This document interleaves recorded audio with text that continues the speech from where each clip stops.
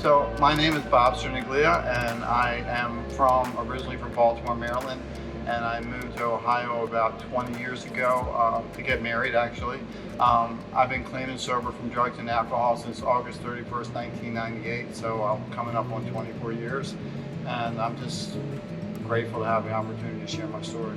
Very good. Can you tell me a little bit about your childhood? So I had a pretty good childhood. I was brought up with both parents. I was the oldest of 4 children. Born in Baltimore City, but my parents moved out to the county when I was about 10 years old to get me away from drugs and bad situations. And I, completed high school. I had a pretty good life growing up. I was a hippie, went through that era, and I don't have any complaints about my childhood or my upbringing. Okay.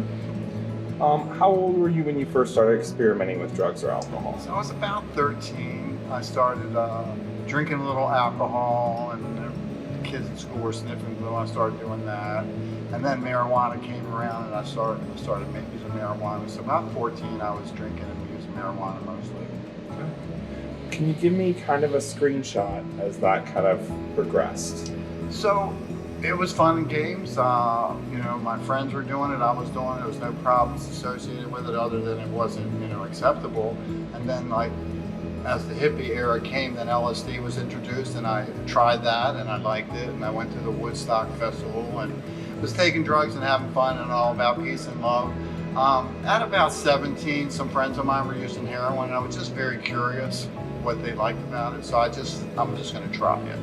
And I did, and that was about 17. And then, that kind of progressed pretty quickly after I started using that drug. First I started getting in trouble. I got arrested when I was 16 for breaking and entering, which wasn't really drug oriented. And then, later I got arrested for breaking and entering. And then, I was starting to use on a more regular basis. And, my jobs, I'd work jobs, but the money I would get, I'd spend it all on the drugs at the end of the week, and then be broke during the week. And, I started losing jobs, and then, the trouble started, and then I became really unemployable as years went on. I can remember telling that, in the early days of drug and alcohol use, the drugs and alcohol were interfering with my work a little bit, right? But as it progressed, work was interfering with my drug and alcohol use, so that kind of took over. And I can't work because I can make money every day hustling, but I can't only get paid once a week work. And I kind of drugs became everything. And it would seem like I would, get sick of it and try to clean up for a little while and kind of get myself together, get a job, get an apartment, get a car, and then bang, I started using again and all go away. And I repeated the cycle over and over, multiple times in treatment centers, long-term in the 18-month program at age 25, I think, in and out of detoxes. So it really kind of went downhill. What about relationships with your family? Well, the relationship with my family, my parents and my family members, they saw where I was going and they hated it, and they would reach out to me and try to convince me and bring me back home and come visit me in jail and try to say, straighten up, boy, just straighten up, and I just couldn't do it, and they couldn't understand that. But as it got worse and worse, it got to the point where I wasn't really, they would still talk to me and reach out to me, but I was such a mess and so ashamed of myself and not wanting to do what I was doing that I would avoid them, and I just didn't want them to see me like that. So at the end, it was more about me not seeing them than them not seeing me. So it was some rough, lonely times there toward the end, and my thoughts were the sooner I died, the better. If you can recall, try to describe that last few weeks.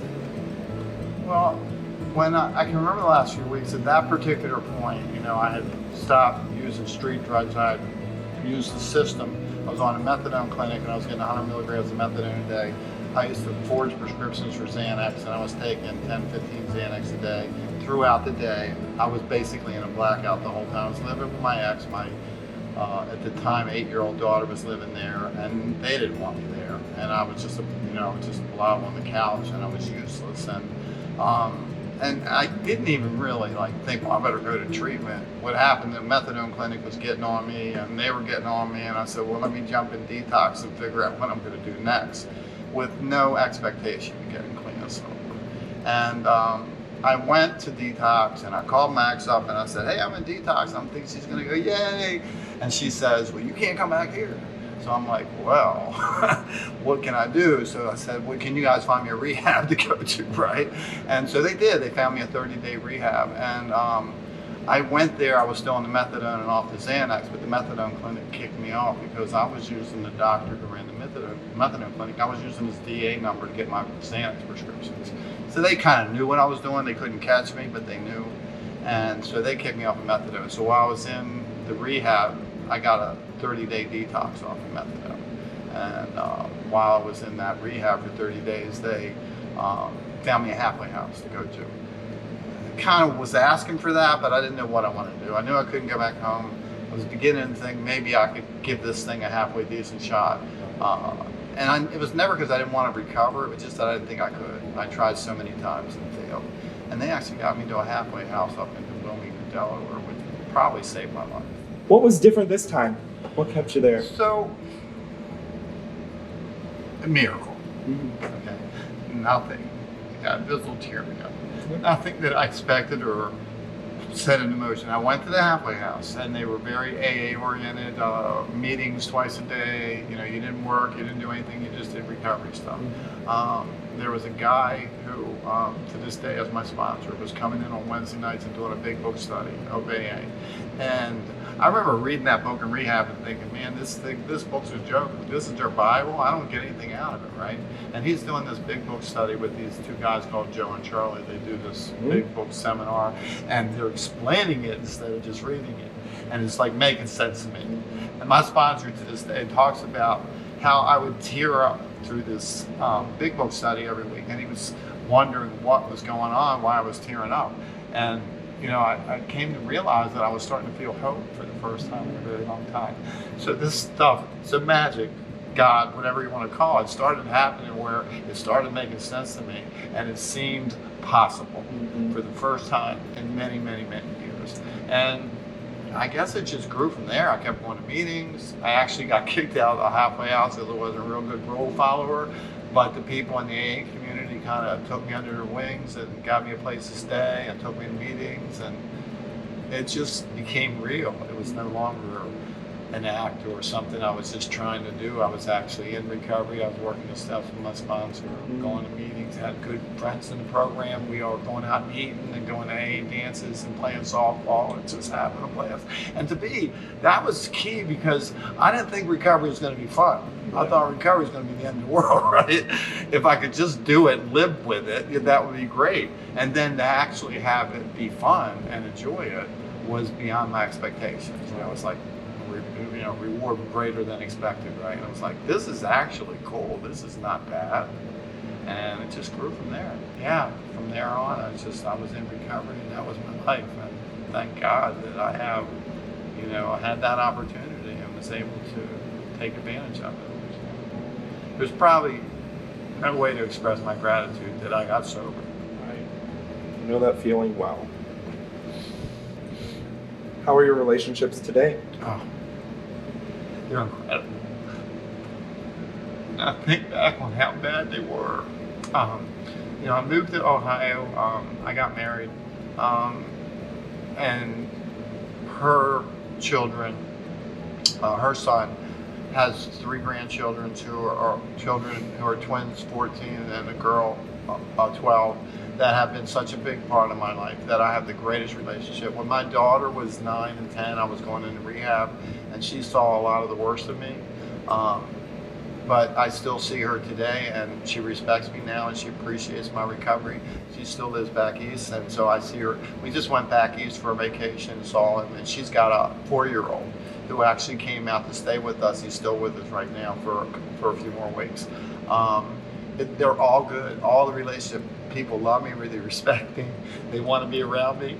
And nobody wanted to be around me at the end of my addiction. They just didn't, and I didn't blame them, right? So, it's just a complete turnaround.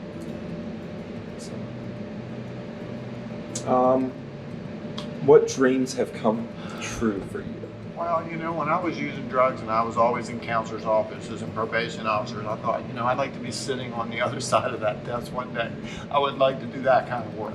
And after I was sober a couple of years, I applied for a treatment center, and they hired me in a detox, and I started going to trainings and workshops for substance abuse treatment, and then I went to college and got a degree while I was working in the field, and I progressed along the line. And when I moved here to Ohio, I basically got my dream job. I've been with these people for 17 years. I couldn't be happier. I do what I love to do every day. I work with recovering people. I give them hope, and I teach them what I can teach them. And then I let the chips fall where they may. But you couldn't ask for a better, happier job. And happily married, happily everything. And I think, and I've been sober, coming up on 24 years, and every year I think I get a little better than the year before. What have you learned from your addiction? Well, I guess I've learned that that for those like me that were stuck in addiction, that couldn't get out, that it's a terrible condition to be. I sympathize with anybody that's stuck in it. I want to see people get out of it, and that's why I do what I do. But I also understand that there's nothing anybody can do for anybody that's an addict. They can provide information and give them hope and inspiration, but they can't get a person ready. That's the magic that happens. That might be higher power. I'm not quite sure where it comes from, because if I could bottle it, I would get it and give it to everybody I could. But it just, that just has to take place when it's time to take place. And I love to watch it happen. When it does, I see that light go off, I'm like, yeah. So. What words of hope could you share to someone who's trying to get sober? So I guess my biggest words of hope was that I was a hopeless, helpless drug addict for 30 years. The last 10 of those years were pure hell. I was practically homeless. I was eating soup kitchens, doing a lot of work. I just didn't enjoy life. I wanted to die. Wake up in the hospital, they say you should be dead, and I'll be like, why aren't I? That's what I want to be. And a person like me that got stuck in such low bottom addiction, and such a terrible case of addiction that I couldn't do anything without drugs and alcohol.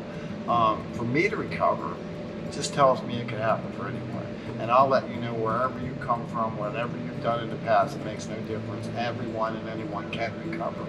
No matter how hopeless it seems, no matter how difficult your life seems, to just know there is hope, there is a way out. And if you can just keep trying, don't quit. If I had quit trying, I would have just died that way. And for some reason, I tried one more time, and here it is, 24 years almost sober. So, don't give up. Don't quit trying, no matter how lonely and desperate and hopeless it seems. There's always hope. You just gotta give it a shot, right? Absolutely. Well, we appreciate you coming out. This was really great. You did a fantastic job. You're going to help so many people that believe there is no hope, and there is.